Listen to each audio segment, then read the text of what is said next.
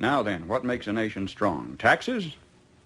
There's nothing new about those either. The first income tax was paid by Abraham. It was written on a rock by the hand of divinity and handed to Moses at the top of Mount Sinai. And you might want to remember this. It was at the flat rate of 10%. It promised the wrath of God on anybody who tampered with or violated that law. Christ was born in Bethlehem because Joseph was on his way to pay his taxes. Joseph was a relatively well-to-do landowner of the house and lineage of David. Yet the taxes exacted by Caesar Augustus were so exorbitant that he didn't have enough money left over to employ a trusted messenger for the mission, so though his wife was great with child, he made the journey himself. And Christ was born in Bethlehem because Joseph was on his way to pay his taxes.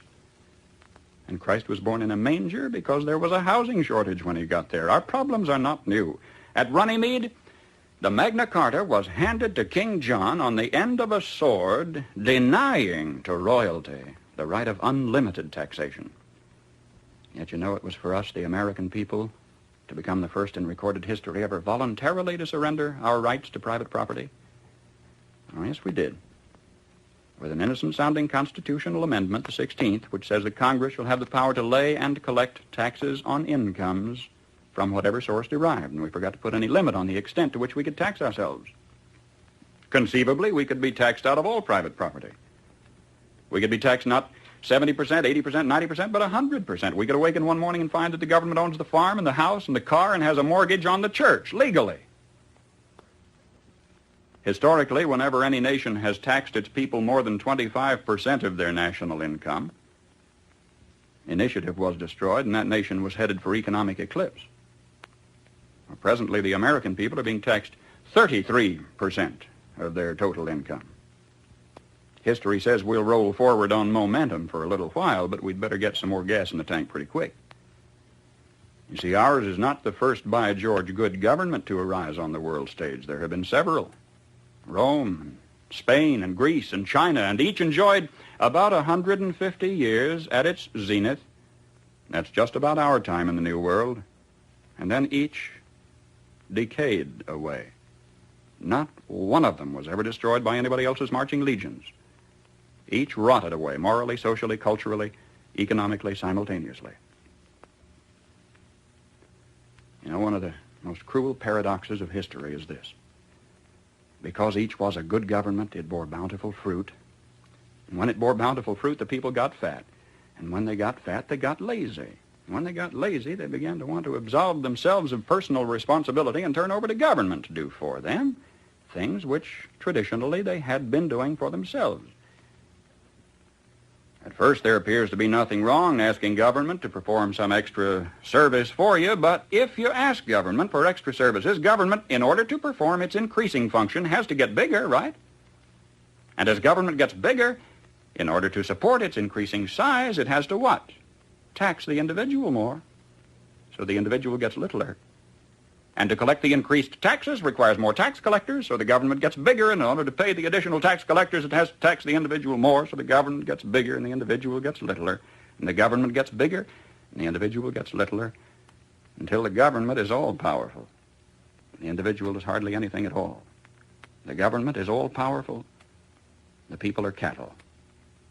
Now, some believe that the need is for a vigorous, strong man to arise on the scene, to regulate and regiment the affairs of men.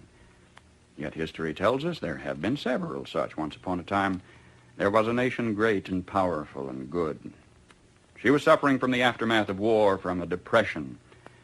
And then came upon the scene a leader, an idealist, self-confident, intolerant of criticism. Wisely, he limited his early activities to combating the financial depression. Nobody could argue with that. But in a while, he began to regulate business and establish new rules to govern commerce and finance. Some of them in diametrical disagreement with the God-made laws of supply and demand, but anybody who disagreed with those new rules was promptly fired. The new leader saw that under the old system of free enterprise, landlords prospered, so he levied new taxes to take away their profits and destroy what he called the monopoly of capital. To please laborers, he controlled prices. To win the favor of the farmers, he gave them loans and subsidies. The national debt mounted alarmingly. Whenever anybody tried to tell him that governments, even as people, can go broke when they spend beyond their incomes, he said they just didn't understand deficit finance. Well, what do you say? Did he build on rock or on sand? I say on sand. For you see, this was the story of Emperor Su Tongpo, who led China to its doom more than 1,000 years ago. I am satisfied with all my heart that if Uncle Sam ever does get whipped, here too, it will have been an inside job. It was internal decay. It was not external attack that destroyed the Roman Empire. Starting about 146 B.C., internal conditions in Rome were characterized by a welter of class wars and conflicts, street brawls, corrupt governors, lack of personal integrity and moral responsibility. About 290 years after Christ, a Roman emperor named Diocletian took over. He really grabbed the bull by the horns. He took over in a period of turmoil and severe depression. The first thing Diocletian did was call in the gold and close the banks and raise the taxes.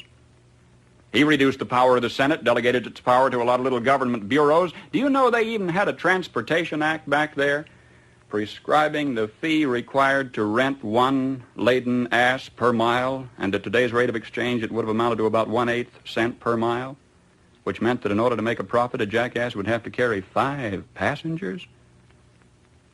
That was simply beyond the capacity of the jackass.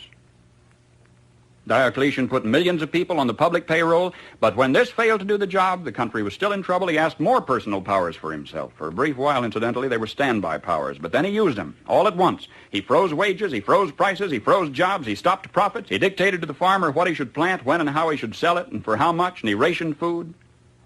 And what happened? The labor market closed down. Incentive was gone. Farm life became dependent on bureaucratic red tape. Exorbitant taxes cost the farmer his land. He kept for himself only a small plot on which he might grow turnips for his family. He lost the rest of it to the state. And without food and with incentive gone, city life stagnated and declined. And Rome passed into what history has recorded as the Dark Ages, lasting 1,000 years. Just by turning to the left, the world has gone in circles.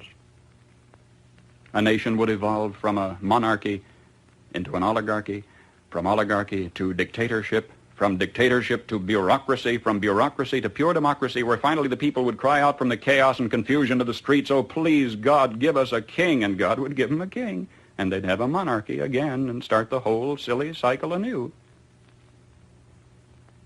Now, either we will profit from the errors of their ways, or it follows as the night the day, our children are going to have to relive the Dark Ages all over again. How come, after thousands of years of experiment, our new nation has come so far so fast? All this in less than 200 years. What is the secret of our success? Well, I think it had to do with a basic American's creed. Perhaps it never passed the pioneer's lips in this form, but if it had, I think he would have said something like this: I believe in my God, in my country, and in myself. I know that sounds like a trite, too simple thing to say, and yet it's a rare man today who will dare to stand up and say, I believe in my God and my country and in myself, and in that order. When the early American pioneer first turned his eyes toward the west, there were only Indian trails, or traces as they were called, for him to follow through the wilderness. Do you know today you can roller skate from Miami to Seattle? From San Diego to Plymouth Rock?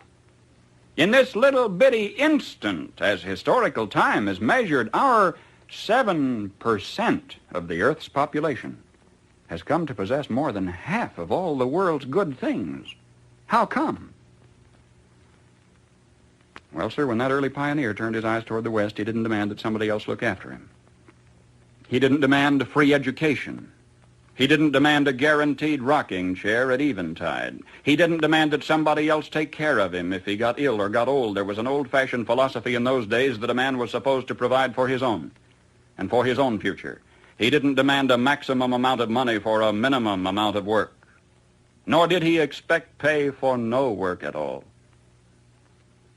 Come to think of it, he didn't demand anything. That hard-handed pioneer just looked out there at the rolling plains, stretching away to the tall green mountains, and then lifted his eyes to the blue skies and said, "Thank you, God. Now I can take it from here."